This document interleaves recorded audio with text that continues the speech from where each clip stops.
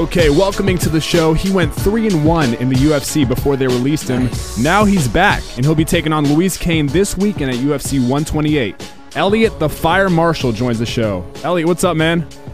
Not much, guys. How are you? First of all, dude, I want to apologize for being completely rude to you on the phone yesterday. This is what happened. Eliot called my phone. There was a scheduled interview for 12:30, but I didn't get an email or anything. I didn't know he was calling me. So I'm at lunch with a couple of my coworkers, and I get this call from a 303 number, and me, being the irresponsible guy that I am, thought that it was a bill collector or something like that. So I was like already standoffish, and I had no idea it was Eliot Marshall on the phone with me. But I want to apologize, man. I hope we can still be boys. We're good, man. We're good. Good thing I wasn't in the same restaurant. Exactly. So how's training going, man? Man, training's basically all done. You know, it's just lose the weight, make weight on tomorrow night. What is that process like for you, man? I always hear it's so terrible because you can't eat what you want, and you're just drained of everything. What has that process been like for you? It's never comfortable. It's never comfortable, but it is.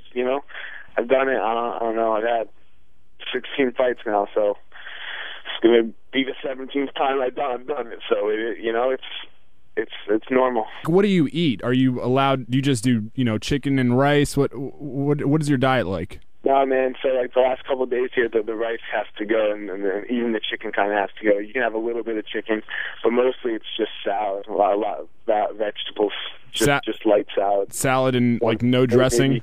Maybe, you can put a little oil and vinegar on it. Just but your caloric intake doesn't really matter too much because you're just not eating anything. So that sounds so horrible, man. Yeah, you have one salad, split it up twice, and have that twice a day.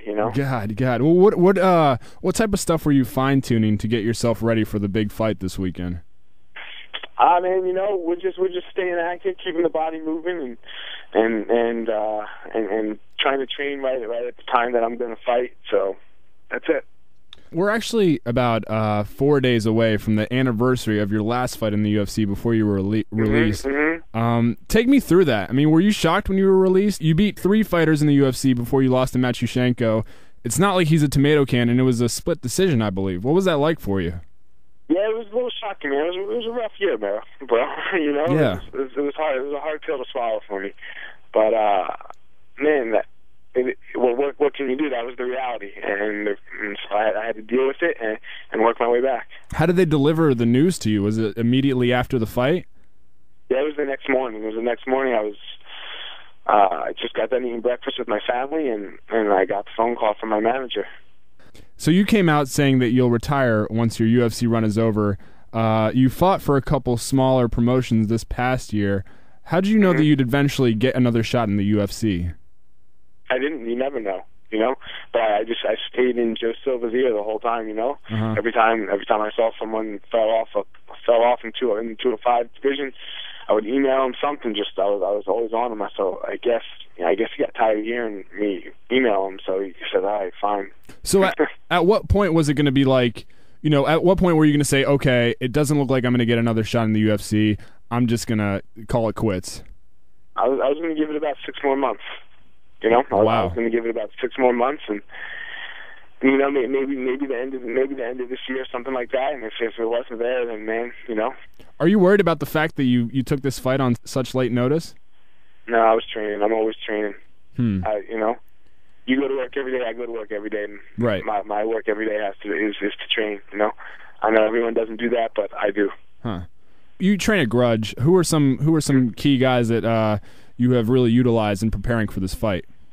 We have our core guys. Our core guys are me, Nate, Brendan, Sean Sims, Dwayne Ludwig, and so those are our core guys. So we had to bring in a couple southpaws for this camp because both Brendan and I are fighting southpaws. So is there anybody like specifically that you've been training a lot with, or just everybody? Those guys are just the main guys, and Todd Duffy. Todd Duffy is in the camp as well. So he goes southpaw actually really well. So that's what we've been doing. Okay. Well, again, the fight is this weekend, UFC 128. You'll be fighting on the Spike TV card. Is that right? Yeah. How excited are you about this? I mean, not only can people just watch this at home, they don't have to actually spend money to watch the card. Not saying that people should buy the card, but your fight is way more accessible. How pumped are you for that? Man, I'm just excited to be fighting back in the UFC. I'm so excited. The Spike Prelim thing was just an extra added little bonus, and man, I can't wait. I'm so excited for Saturday night. So take me through the mindset of a fighter like yourself. I mean, when you look at Jones and Shogun, the two guys fighting for the belt that you eventually want, do you sit back and say, man, I could definitely beat those guys if I had the chance? Or is it like I need to work harder so that I can actually get there to beat them? It's both, man. It's both, Right. Like, if I don't know, if John Jones got hit by a car today and couldn't fight on Saturday night, I would do it, in a heartbeat, But obviously, it's always work. You always got to be working. You always got to be working on your game, getting better, improving. The second that you're done working on your game is when it's time. The second you don't want to work on your game anymore is when it's time to retire. Right. I believe I can beat everybody in the 205-pound division. It's pretty interesting. Okay, well, let me get your take. The fight is this weekend. John Jones takes on Shogun. Who do you have? I got John Jones. He's so unorthodox. He's so different. His length is so tough to deal with. I think he's going to take it. I think he's going to take it early.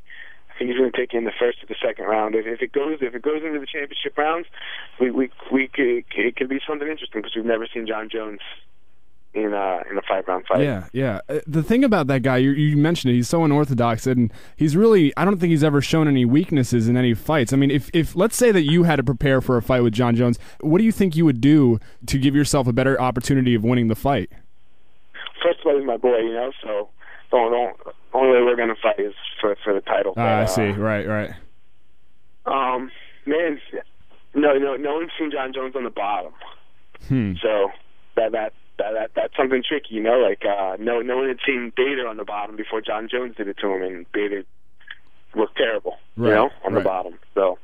All right, cool, man. Well, again, Eliot will be taking on Luis Kane this weekend at UFC 128. You can check those fights out for free on Spike TV. You can also follow him on Twitter at FireMarshall205. Eliot, thanks so much for the time, man. Again, apologize for yesterday. I wish you the best of luck this weekend. Thanks, everyone. Have a good day. All right, buddy. Take it easy.